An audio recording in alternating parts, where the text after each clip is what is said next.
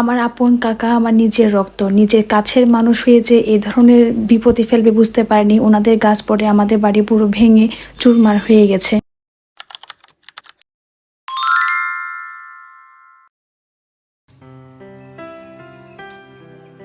নমস্কার, কেমন আছেন সবাই? গ্রামীণ জীবনের নতুন আরেকটি ভিডিওতে সকলকে স্বাগত জানাই। আশা করছি আমার পরিবারের ছোট বড় নতুন পুরাতন সকল সদস্যরা বেশ ভালো আছেন। বেলা এখন ওই 3:30 মতন বাজে। বাড়িতে মা একটু অসুস্থ আর আমার হাতে একটু স্কেবিস থাকার কারণে বাড়ির রান্নাবান্নার কাজ করার জন্য একজন রান্নার আন্টি এসেছিল। উনি খুবই ভালো ছিলেন এবং খুবই শালীন ছিলেন। ওনার রান্নাবান্নাও অনেক প্রশংসা রয়েছে আমাদের গ্রামে। ওনাকে দিয়ে রান্নার কাজটা একটু করিয়ে নেওয়া হচ্ছিল, কেননা কিছু আত্মীয় স্বজন আমাদের বাড়িতে আসবে। কেননা আমরা রিসেন্টলি কিছু দুর্ঘটনা কবলিত হয়েছি। অবশ্যই সেই কথাগুলো আপনাদের সাথে আমি শেয়ার করব। যেহেতু আমি আপনাদের আমার পরিবার ভরে মনে করি, আর আমি অনেক মাস ধরে কিন্তু ওয়াইটিতে কোনো ভিডিও দিচ্ছি না, কিছু পারিপার্শ্বিক আর কিছু ব্যক্তিগত সমস্যার কারণে। আমার মেজ কাকিমার একটা গল্প বলি। আমার মেজ কাকিমা কিন্তু প্রচণ্ড পরিমাণে ভালো, মানে উনি এতটাই ভালো যে উনি আমার ছোটো কাকুকে যাই বলেন তাই শোনে।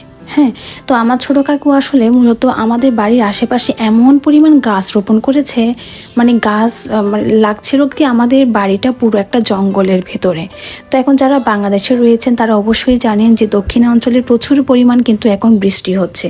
বৃষ্টির কারণে গাছ পুরো ভেঙে পড়েছে আমাদের বাড়ির টিনের চালে। তো এক সাইড যেহেতু ভেঙে গেছে, তো আমার মা বাবা কোনো কথা বাড়ায়নি।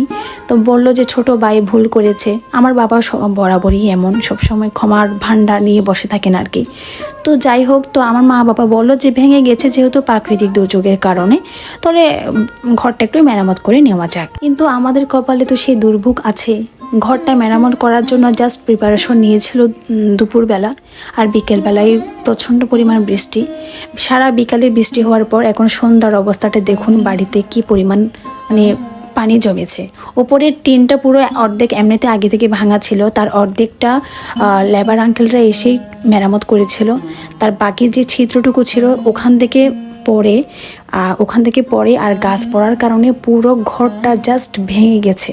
হ্যাঁ, তো তার মধ্যে লেবার আঙ্কেলরা অর্ধেক কাজ করে গেছে, মানে ঘর ভাঙা, তার উপরে লেবাররা অর্ধেক কাজ করে আর অর্ধেক কাজ রেখে দিয়েছে একদম উন্মুক্ত আকাশের নিচে সারা রাত বৃষ্টি হওয়ার ফলে।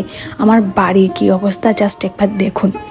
মানে আমরা বাড়ি মেরামত করতাম না তা কিন্তু না, অবশ্যই মিথ্যা বলে তো কোনো লাভ নেই, করতাম, কিন্তু আমাদের আর্থিক তারপরে আমাদের চারিপার্শ্বিক অবস্থার উপর ডিপেন্ড করে ভালো একটা সময় থেকে আমরা মেরামত করতাম। এখন আমাদের বাধ্য হয়েই করা লাগছে, কেননা গাছ পড়ে পুরো বাড়ি শেষ।